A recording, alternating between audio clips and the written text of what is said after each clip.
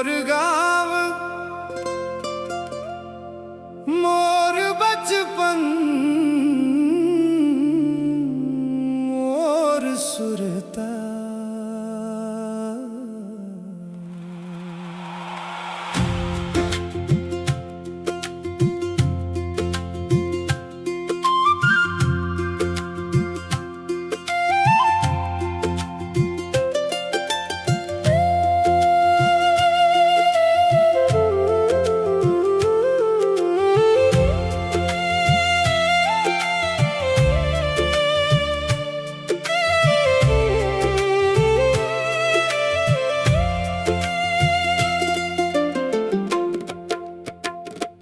जिहाँ नानपन के मितानी में हार भी जीत लगथे।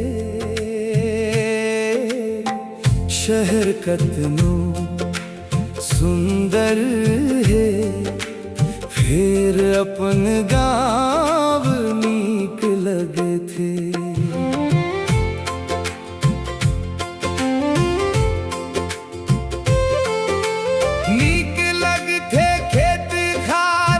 गोंदा के फुलवारी हा पीपर के छैहा गाड़ा बैला के सवारी हा।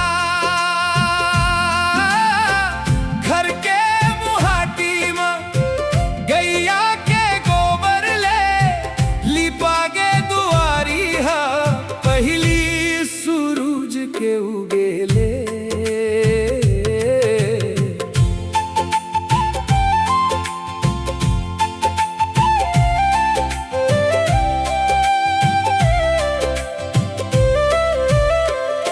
मंझनिया बेरा चिरई के बोली भी गीत लगथे। शहर कतनो सुंदर है फिर अपन गाँव नीक लगथे।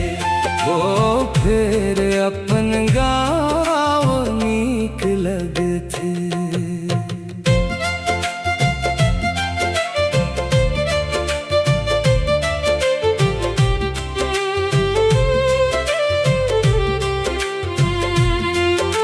स्विमिंग पूल ले बढ़िया हमर तरिया लागे है।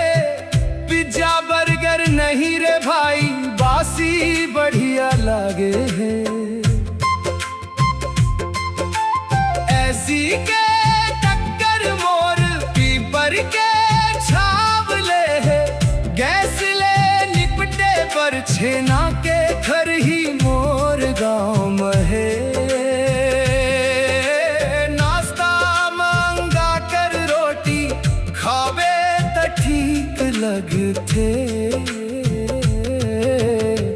शहर कतनो सुंदर है फिर अपन गाँव नीक लगथे।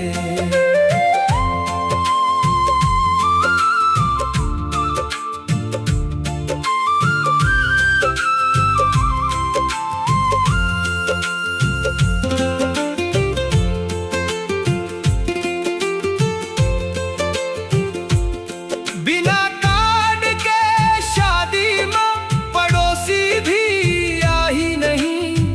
कोनो दुख के बेरा में संग दी ही फिर बता ही नहीं।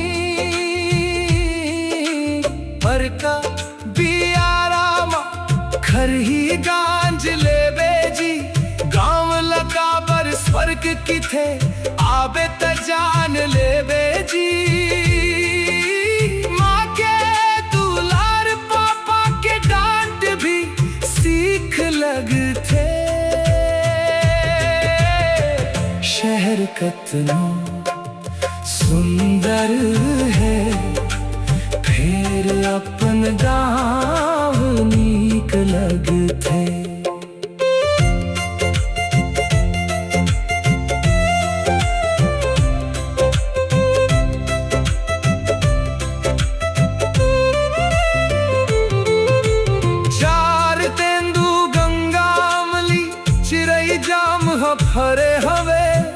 सपना के मोर गाम हाँ कतना सुरता धरे हवे। दिन भर खेलई कुदई माँ पाव नहीं पीराही जी। थक जबे घूमत घूमत फिर गाँव नहीं सिराही जी।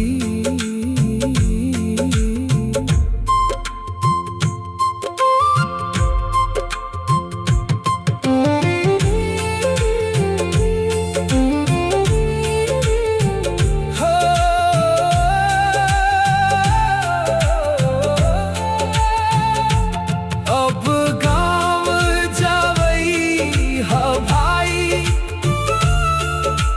सपना शरीक लगथे। शहर कतना सुंदर है फिर अपन गाँव